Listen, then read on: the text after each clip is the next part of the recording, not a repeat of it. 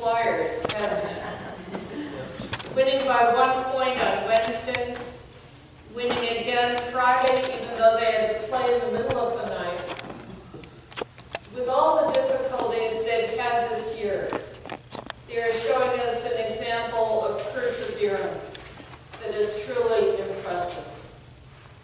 But this week I heard about another basketball team, which, if I may dare to say it, is teaching an even more important lesson.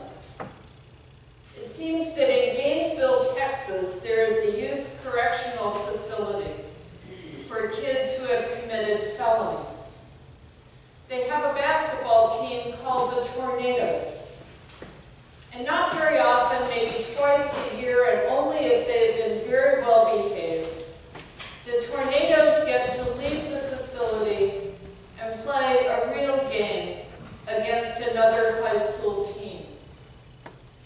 But when Vanguard College Prep in Waco, Texas, heard that the Tornadoes were coming, they said, "We won't play."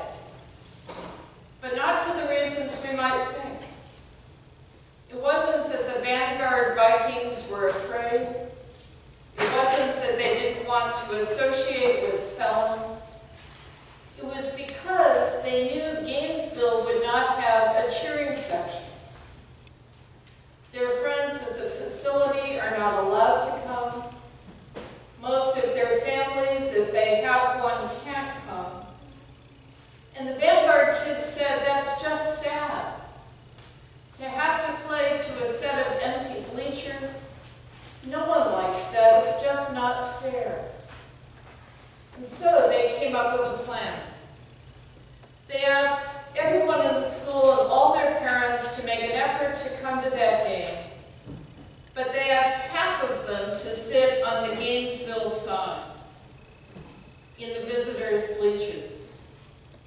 They even asked half of the cheerleaders to cheer for them. And they asked half of the pep band to play for them. Well, the Gainesville kids didn't know anything about this. So imagine their shock when they came into the gym at the beginning of the game and they were welcomed by a line of girls wearing Tornado t-shirts and waving pom-poms. Imagine how stunned they were when they looked around and saw that the visitors' side, their side, was packed with people wearing black and white, their colors, and holding signs that said, "Go Tornadoes."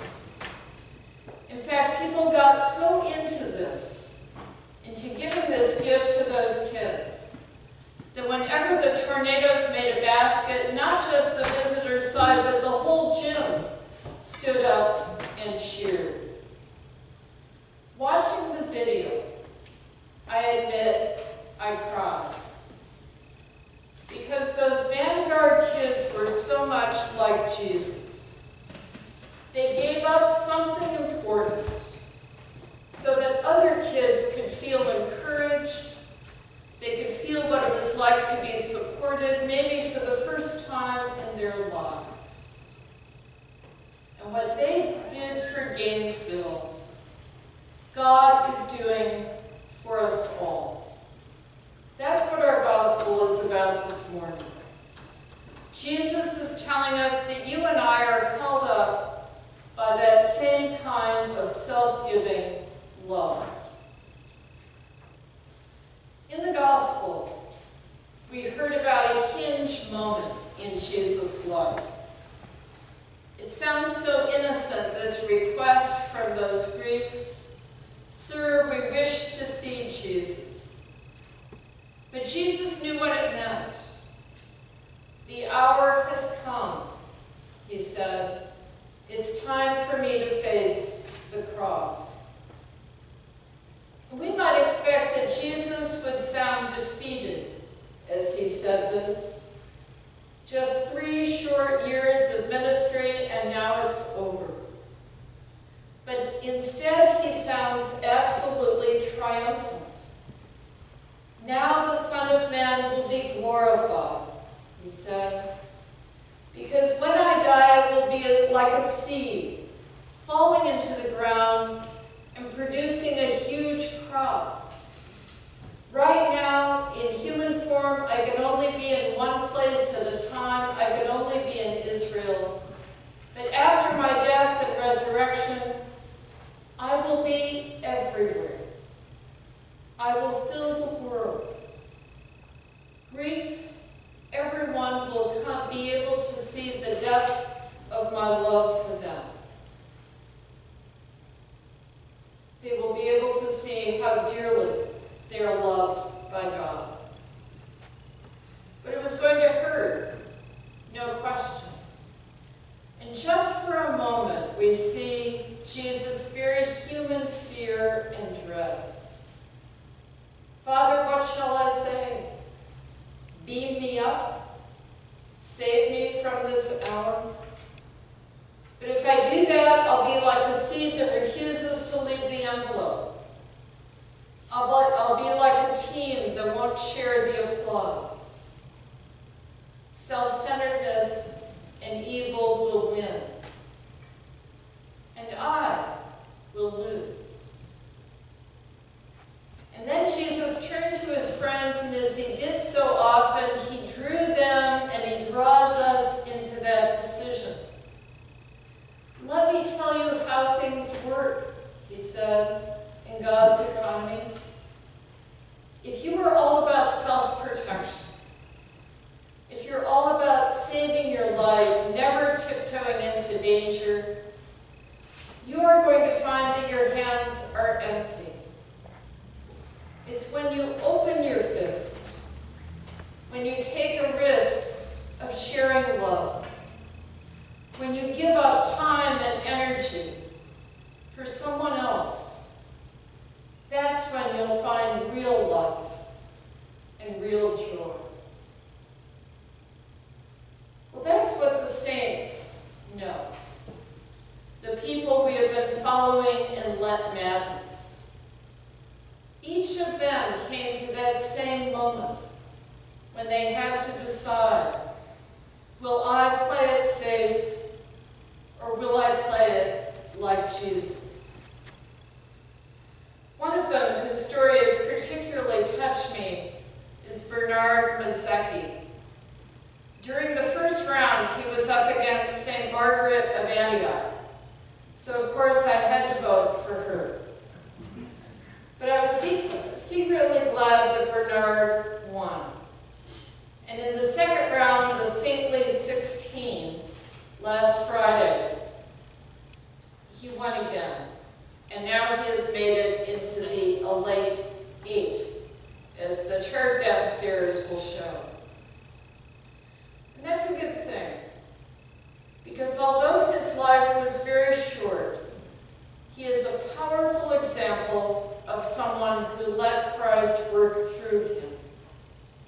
A powerful example of a seed bearing great fruit. Bernard was born in 1861 in what was then Portuguese East Africa. It's now Mozambique. When he was 12, he had to leave home and cross over the border into South Africa to look for work as a laborer, which many boys his age had to do. But he was blessed to meet some Episcopal monks from the Society of St. John the Evangelist, an order which is still going strong. They had started a night school for those boys so that they could work but also still get an education. Bernard was so moved by the simplicity and the prayerfulness of their lives, and especially by the courtesy with which they treated their black students, a courtesy which was very rare in South Africa in those days, that he became a Christian and was baptized. Well, the monks discovered that Bernard had a great gift for languages. By the time he finished high school, he was fluent in English, French, Dutch, and 5 African languages.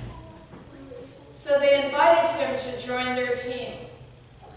He became a lay catechist, a teacher of the faith, and he helped them translate the scripture. But then, a missionary bishop decided to venture over the border into what was then Rhodesia. And he asked Bernard to go with him.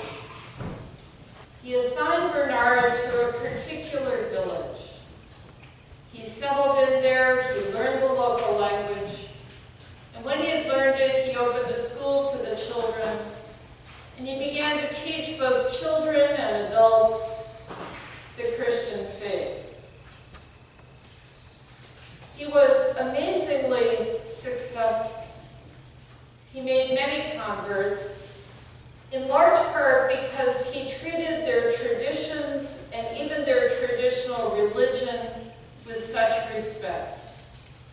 They believed in one God, whom they called Amwari. And he said to them, that's good. There is just one God, you're right. But let me tell you something amazing that has happened. Amwari decided to come and live on earth for a while. And when he lived here, his name was Jesus. When you look at Jesus, then you know exactly what Amwari is really like. He made many converts, and he married one of them.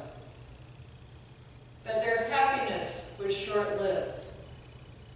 In 1896, just 3 months after his wedding, there was an uprising in Rhodesia by a group which, among other things, thought that all Christians were in cahoots with the colonial government.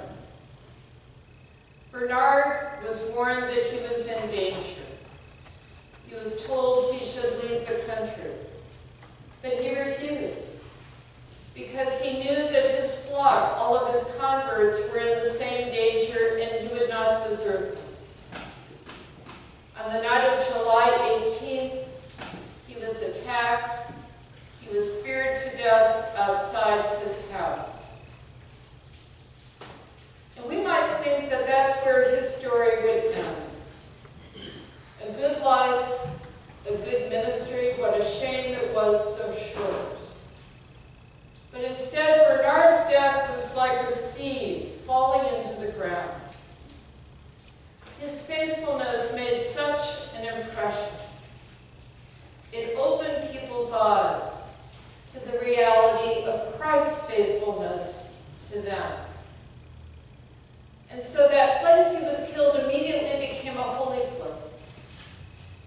And still now, every year on June 18th, thousands of people make a pilgrimage to that village. Last year, 20,000 people came. For 2 days, they pray and they dance and they sing. And they give thanks for the love of Christ they saw shining through Bernard. As Jesus said, I, when I am lifted up, will draw all people to myself. It's not clear in the gospel whether or not those poor Greeks ever got to see Jesus, whether they ever got their FaceTime they asked for. But if they didn't, I hope they didn't just go away. I hope they stayed for Good Friday. I hope they were still there on Easter Day. Because that's when their wish was granted. On the cross, that's where they and we and the whole world will see the depth of Christ's love. That's when we'll see so clearly that we are held by a love that will never let us go.